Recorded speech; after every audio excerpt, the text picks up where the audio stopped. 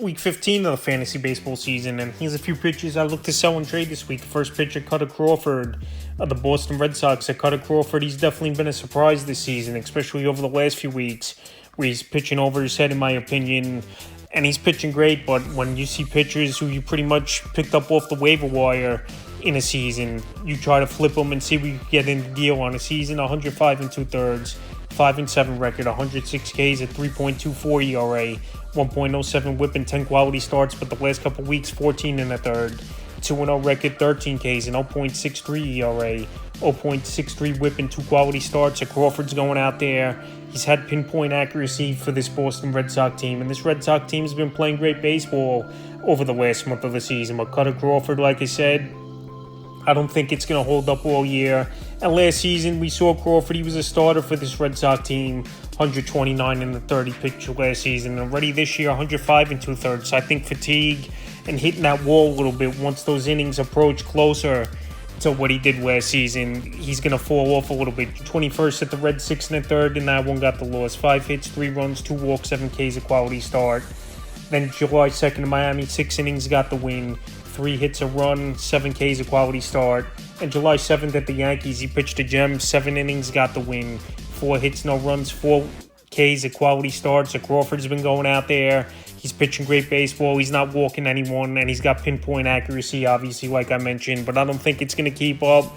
And in a tough AL East, even though he did go out there in his last outing and beat the New York Yankees, it's going to be tough, be putting up good numbers. So right now, we know pitching's a weak position for most fantasy owners, and it's hard to find legit guys and consistent players. It's a perfect time to sell Crawford, in my opinion, this week. The next pitcher, Irvin of the Washington Nationals. So Irvin, it's been a nice second season for him with Washington. And he was a guy that was on the fringe coming into the year if he had a spot in the rotation. But with injury rotation and him pitching well, he's going to stay in, obviously, for the remainder of the season on the year. 106 innings, 7-6 record, 94 Ks, a great 2.80 ERA, a 1 whip and 12 quality starts. So Irvin, one of the best pitchers in terms of quality starts all season. And ERA is a great number as well, but he don't strike out a lot of people. And I think contact's going to be an issue for him as the weeks go on, where he plays in a tough division with good hitting teams like the Atlanta Braves, Philadelphia Phillies, even though we know they're banged up. And even the New York Mets have been hitting a little bit of late. So the last month for Irvin, 3-1 record, 31 innings pitched, 30 Ks at 2.03 ERA, 0.94 whip, and 4 quality starts. So, like I said, one of the better pitchers in fantasy baseball over the last month of the season. He is Irvin, and he's gone out there and he's pitched great games. But for the most part, besides the Mets, it's been weak offenses he's pitched against. 23rd at the Rockies, 6 innings, no decision. 3 hits, a run, a walk, 10 Ks, a quality start. June 29th at Tampa, 6 innings, got the win. A hit, a run, 3 walks, 5 Ks, a quality start. And July 4th, what a ball game it was for him versus the New York Mets. 8 innings, and that one got the win. 1 hit, no runs, a walk, 8 Ks, a quality start. So 4 out of 5 outings, quality starts here for Jake Irvin. His next outing is actually here tonight at the New York Mets. We'll see if he could go out there once again and have success back-to-back outings after seeing them last week on July 4th. I'm not saying dump these players for anything, but right now, with his innings creeping up there, Irvin, where he's only been in the league a season and change, I think he's another pitcher that possibly could hit the wall, and he's a sell-high candidate. So right now, when you could get peak value for Crawford and Irvin, this is a perfect time to sell him, because we've been seeing it over the last few seasons with a lot of pitchers. That first half of the year, prime example last season, Bryce Elder, he had a great first half of the year, made the All-Star team, and then after that, he fizzled out, and he just couldn't do much, and he's barely been on the Major League roster this season, because those innings were too much for him last year, and I think we could see a similar thing with Irvin and Cutter Crawford, so keep that in mind, and innings limits as well with these teams. So right now, while he's pitching great baseball and one of the better pitchers over the last month, he's a sell-high candidate. This week, the next pitcher, Sean Manaea of the New York Mets. So Sean Manaea, he's been a decent signing this year for the New York Mets. A nice 4th or 5th option for most clubs. He would be 89 in the third, 5-3 record, 87 Ks, a 3.43 ERA, 1.24 whip, and 5 quality starts. And Manaea's gone out there, and over the last 2 weeks, he's been one of the better pitchers in fantasy. 18 innings, 1-0 record, 14 Ks, and 0.50 ERA, 1.06 whip, and 2 quality starts. So this New York Mets team, they were 12 games under 500 a month and a half ago. But Sean Manaea in this rotation starting to pitch a little bit better.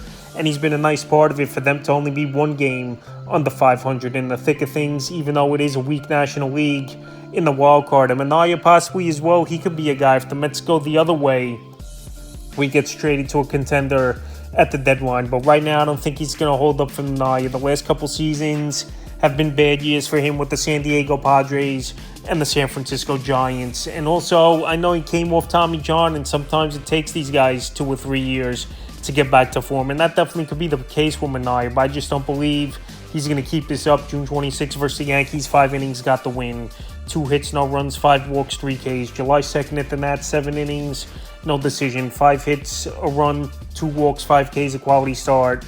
And July 7th at Pittsburgh, 6 innings, no decision, 2 hits, no runs, 3 walks, 6 Ks, a quality start. So the last 2 outings, pretty good matchups, obviously, at the Nationals and then the Pittsburgh Pirates, 2 teams where their offenses really aren't that good. They don't show a lot of power numbers. And Manaea's next outing, once again, is going to be versus the Washington Nationals coming up here. So right now, while Manaea is pitching good baseball, and like I said, he's taking advantage of 2 easy matchups the last couple weeks, and a guy's still out there in 60% of fantasy leagues on the waiver wire. If you could pick him up and flip him in a deal, that's always the way to go as well. The next pitcher, Bailey Ober of the Minnesota Twins. So Ober's been on this list a few times over the last few weeks, and he's totally turned the season around after last season was a good year for him. 8-6 record with a 3.43, and this season, 8-4 record, 100 Ks, a 4.12 ERA, 1.10 WHIP, 8 quality starts in 94 innings. But the last month of the year, he's been one of the best pitchers in fantasy. 32 innings, 3-0 record, 40 Ks, a 2.53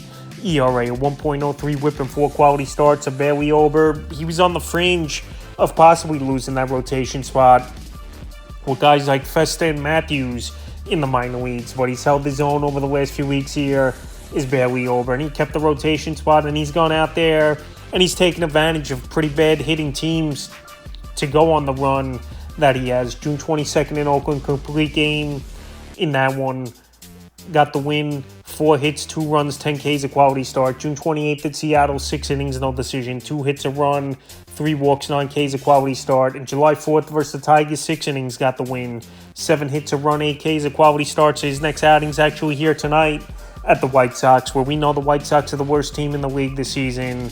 And Ober really could bump his value up even more if he goes out there and pitches a gem. So 4 games in a row with quality starts. But the opponents have been Oakland, Seattle, and Detroit, where they're bottom half hitting teams in the American League. So right now, with another great matchup on tap here tonight for Ober, if he goes out there and gets the job done once again, I think you can get a nice power bat in a deal for Ober. Because, like I said, the last month of the season, he's been one of the best pitchers in the league. But we got to see what he does versus one of the better lineups, because he's taking advantage of the good matchups. And rightfully so, you got to go out there and still execute. And he definitely has. In the 5th and final pitcher I look to sell in trades, Craig Kimbrell of the Baltimore Orioles. So I'm not a big guy on closers, where I think for the most part it's a crapshoot. And year in and year out, these closers have one good year, one bad year. And Kimbrell on one of the best teams in the league here, having a good season, no doubt about it. 34 1/3, 5-2 record for the veteran, 23 saves, 52 Ks, 2.10 ERA, 0.90 WHIP. So Kimbrell, many times throughout his career, many people thought he was finished and he couldn't be a dominant closer in the league. And so far this season, he's gone out there and he's pitched great baseball. The K rate is up a little bit from last season on the pace he's on. He's already tied the amount of saves he had last year this season with 23 saves. And he's been a good pitcher and getting a lot of opportunities, especially on a stacked Baltimore Oriole team. Like I said, one of the best teams in all Major League Baseball. So right now, while Kimbrell's been lights out, but I feel like second half could be a problem for him, because he's up there in age, like I said, a lot of miles on his arm, even though he's one of the better closers of all time. And especially in the last decade, Craig Kimbrell is up there as one of the best closers. But right now, well, he's pitching great. And like I said, closers, they don't bring that much value, I believe, for fantasy owners, especially in points leagues for the most part. Because if they only pitch once or twice a week and they're not even in their first save situation in one of those outings, they're not going to bring much. So right now, while Kimbrell's pitching good, he's a sellout candidate this week. So that's a few pitchers I look to sell and trade for Week 15 of the fantasy baseball season.